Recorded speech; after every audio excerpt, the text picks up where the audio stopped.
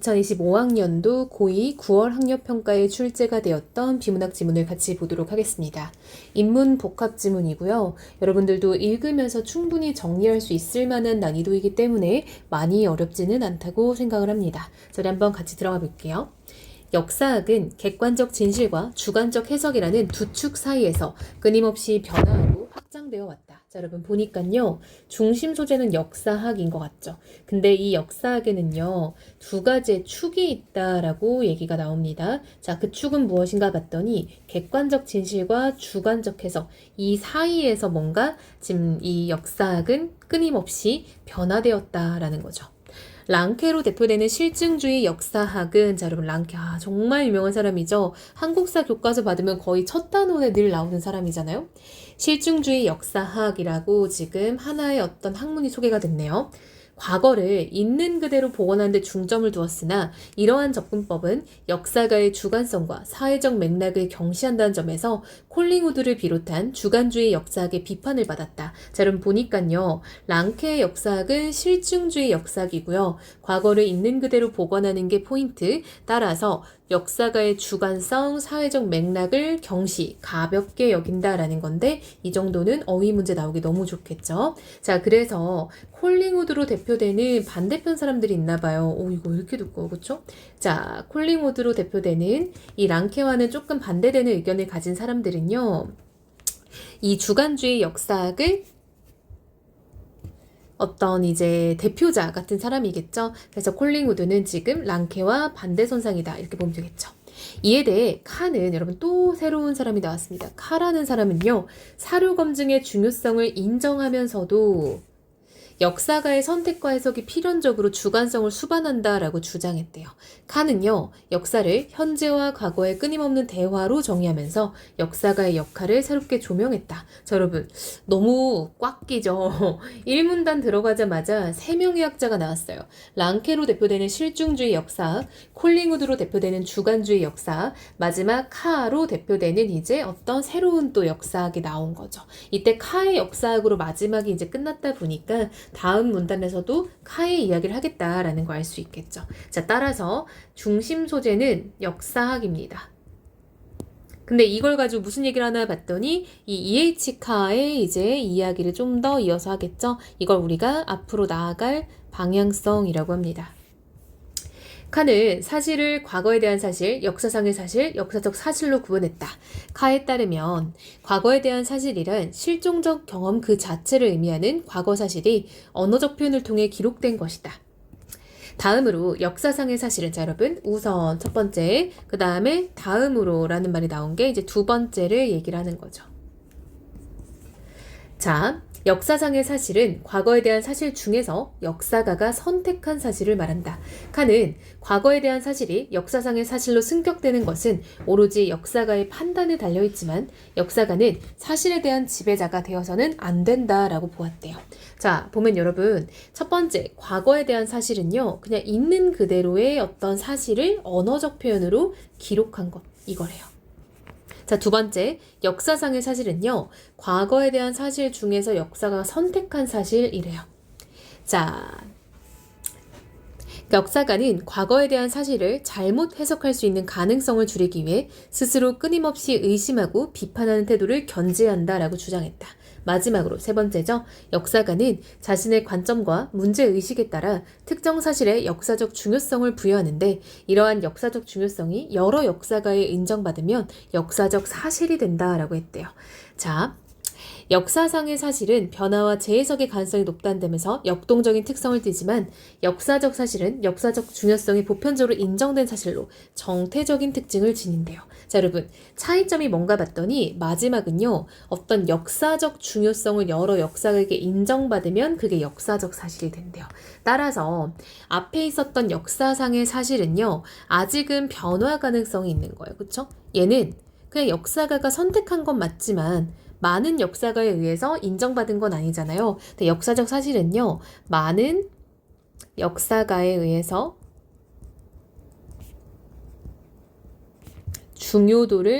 중요성을 인정받은 경우인 거죠. 따라서 여러분 과거에 대한 사실은 조금 더 객관적, 거기서 하나 선택, 또 많은 사람들의 선택 이렇게 넘어가는 단계죠. 자, 한편 자, 여러분 전환의 부사어가 떴습니다. 세 번째 문단. 주관주의 역사학을 주장한 콜링우드에 따르면 갑자기 여러분 콜링우드 이야기로 들어가는 건 조금 의외의 흐름이죠. 자, 콜링우드에 따르면 역사는 순수한 형태로 존재하지 않으며 항상 오염되어 있어서 과학적 객관성을 획득할 수 없다고 주장했다. 현재를 살아가는 역사가는 과거와 직접 대면할 수 없으므로 역사가가 자신의 자아를 완전히 소거한 채 과거를 완벽히 재현할 수는 없다고 보았다. 이와 관련하여 칸은 여기서 카의 이야기를 엮어가려고 얘기를 꺼냈네요.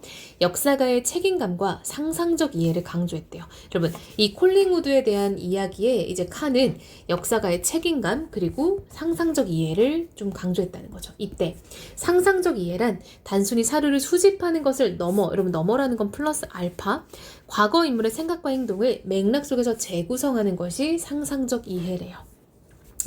자, 마지막 문단 갈게요. 카의 역사관은 역사의 객관적 진실을 모호하게 만들고 사회적 맥락에서 지나치게 상대적 관점을 취한다는 지적을 받기도 한다. 여러분, 이게 그럼 이 카의 역사관의 어떤 한계점이라고 할 수 있겠죠. 카의 역사가에 한계가 있어요. 첫 번째, 객관적 진실을 모호하게 만들고 두 번째는 지나치게 상대적 관점을 취한다는 거예요.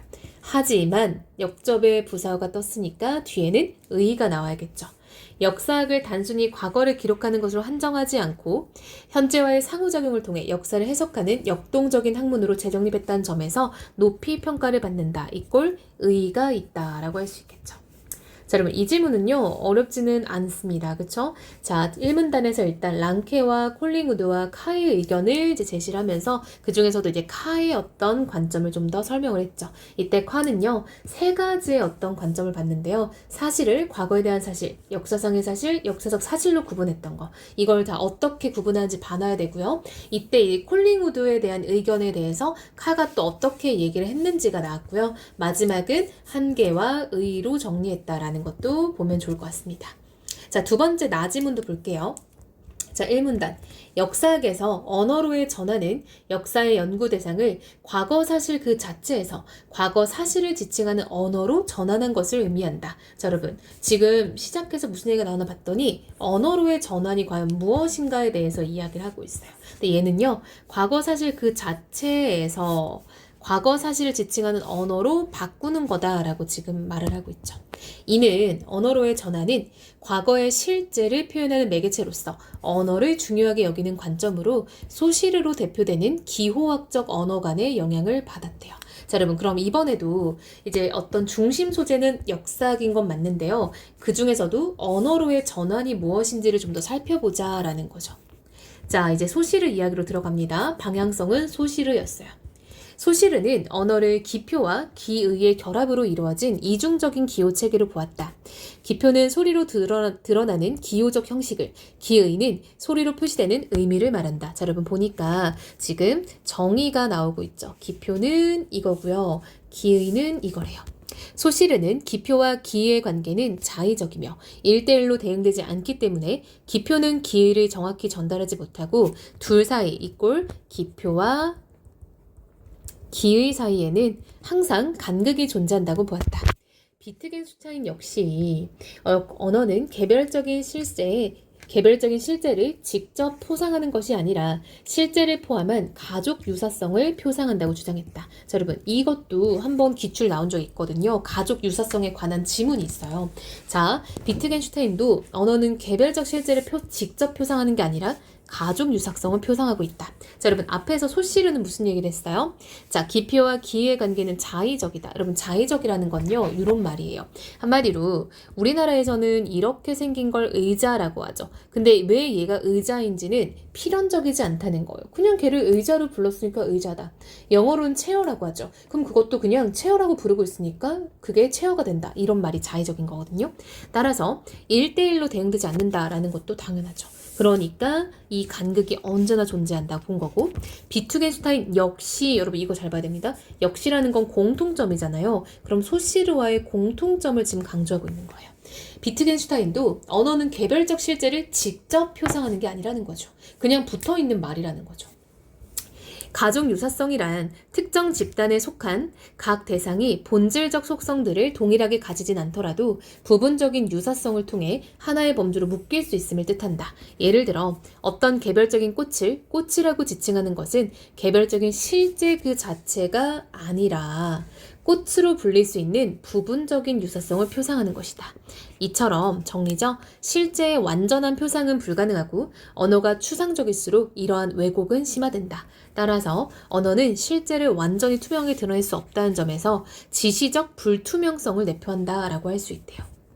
자, 이어서 세 번째 문단입니다. 이는, 자, 여러분, 이는 뭡니까? 지시적 불투명성이죠. 사료에 대한 새로운 인식을 가져왔다. 특히 문헌 사료는 저자가 실제를 언어화한 기호 작업의 산물이므로 과거의 실제와 동일시될 수 없다는 것이다. 뭐 때문에요? 지시적 불투명성 때문인 거죠. 따라서 언어로의 전환을 주장하는 학자들은 저자의 의미와 가정을 중시하여 당시까지 사료라고 불리던 모든 자료를 텍스트로 재개념화했다. 여기서 텍스트란 단순히 기록된 글을 넘어 역사가들이 연구하고 해석할 수 있는 모든 대상을 의미한다. 이는 전통적인 역사학 자료였던 문서뿐만 아니라 그림, 낙서, 조각, 의복 등 의미를 추출할 수 있는 모든 것을 텍스트로 망라함으로써 세상을 이해하고 소통하는 방식을 포괄적으로 확장했다. 자, 여러분, 이 부분은 어떤 내용인지 조금 더 이해가 필요할 것 같은데요. 자, 보세요, 여러분. 언어로의 전환에 대한 얘기를 하는 거잖아요. 그렇죠? 우리가 지금 읽고 있는 주된 내용이 언어로의 전환인데요. 포인트는 뭐냐면요. 지시적 불투명성 때문에 결국은 과거의 실제와 어떤 언어는, 역사는, 그쵸? 이게 동일시될 수가 없다는 거예요. 그럼 중요한 건 뭐냐? 저자의 의미와 가정이 중요해지지 않겠냐라는 거예요. 무슨 말이냐면 실제와 동일시가 될 수 없다. 완전 똑같을 수 없다면 어떤 의미를 가지는지를 보는 게 중요해지지 않겠냐라는 얘기인 거예요. 자, 한편 또 전환이네요.